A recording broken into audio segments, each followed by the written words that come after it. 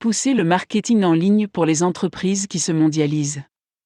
Le monde a vu la mondialisation progresser de manière significative au cours des dernières années, accélérée par les moyens de transport et de communication modernes, l'amélioration des infrastructures et les fiat du commerce et du financement internationaux qui définissent les règles du commerce mondial et soutiennent la capacité commerciale mondiale.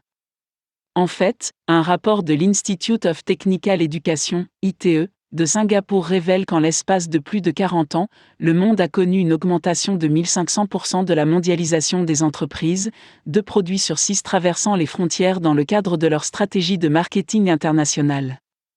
Un rapport Business Briefing série d'Ernst Young indique que la tendance à l'expansion mondiale devrait se poursuivre dans les années à venir. L'étude décrit un paysage commercial international qui permet aux organisations d'exécuter rapidement leur stratégie de marketing international.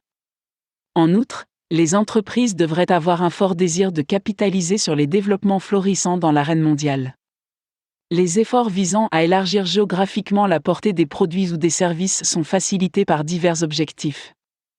Le changement étant une facette constante du développement commercial, les entreprises sont attirées par les opérations à l'étranger, car des marchés plus vastes peuvent être synonymes de profits plus importants et présenter des opportunités encore plus grandes pour l'expansion d'une gamme de produits existantes.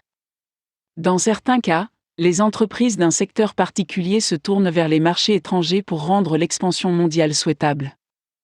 Il existe des entreprises qui décident de s'internationaliser et qui ciblent spécifiquement des régions particulières afin de dominer certains marchés avant qu'un concurrent ne le fasse.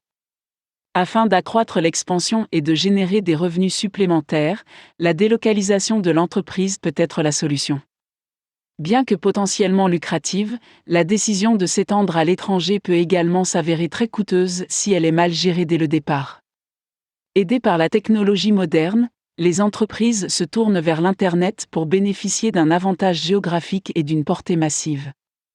Aujourd'hui, l'internationalisation potentielle d'un détaillant peut être déterminée par ses débuts en ligne, en communiquant avec les clients du monde entier via le World Wide Web. La réussite d'une entreprise mondiale grâce au marketing en ligne s'accompagne d'un énorme défi. Il va sans dire que l'élaboration de stratégies commerciales et logiciels susceptibles de déboucher sur des programmes commerciaux internationaux réussis nécessite une préparation systématique et une planification exhaustive couvrant les fronts commerciaux et juridiques. Alors que l'expansion des entreprises à l'échelle mondiale est aujourd'hui une tendance croissante, rien ne garantit que le succès sur son propre terrain puisse être aussi grand sur le marché étranger.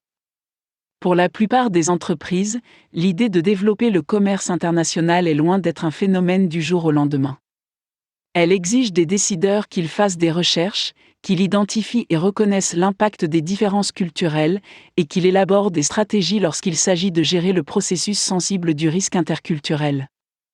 Les entreprises doivent pratiquer et mettre en œuvre des processus commerciaux qui préservent l'adaptabilité, la perspicacité, la coopération et l'objectivité, sans pour autant compromettre la conscience de la marque et de son identité.